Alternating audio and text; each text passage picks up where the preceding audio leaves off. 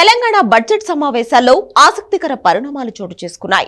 సాధారణంగా ప్రతిపక్ష నేతకు ఇచ్చే గదిని కాదని కేసీఆర్ కు చిన్న రూమ్ ఇచ్చారని, ఈ నిర్ణయాన్ని కాంగ్రెస్ సర్కార్ వెనక్కి తీసుకోవాలని బీఆర్ఎస్ నేతలు ఫైర్ అవుతున్నారు. ఓ ఎమ్మెల్యే ఆటోలో అసెంబ్లీకి వస్తే ఓ ఎమ్మెల్యే బస్సులో కింద కూర్చుని మరీ అసెంబ్లీకి వచ్చారు. ఇలా తెలంగాణ బడ్జెట్ సమావేశాలు ఇంట్రెస్టింగ్ గా సాగుతున్నాయి. ఇంతకు మించి ఆసక్తికర ఘటన ఒకటి అసెంబ్లీ ఆవరణలో కనిపించింది. బడ్జెట్ సమావేశాలు ప్రారంభం సందర్భంగా BRS working president KTR, Congress MLA Komatireddy Rajagopal Reddy మధ్య ఇంట్రెస్టింగ్ డిస్కషన్ నడిచింది. అసెంబ్లీ ఆవరణలో ఇద్దరు నేతలు ఒకరికొకరు ఎదురుపడ్డారు, పలకరించుకున్నారు కూడా. ఈ సందర్భంగా ఇద్దరి మధ్య ఆసక్తికర చర్చ నడిచింది. అన్నా, నీకు మంత్రి పదవి ఎప్పుడు వస్తుందని రాజగోపాల్ రెడ్డిని కేటీఆర్ అడిగారు. అయితే మీలాగానే తమకు ఫ్యామిలీ ఎఫెక్ట్ పడుతుందని రాజగోపాల్ రెడ్డి సమాధానం ఇచ్చారు. ఫ్యామిలీ పాలన కాదు, మంచిగా పనిచేస్తే కీర్తి ప్రతిష్టలు వస్తాయని కేటీఆర్ కౌంటర్ వేశారు.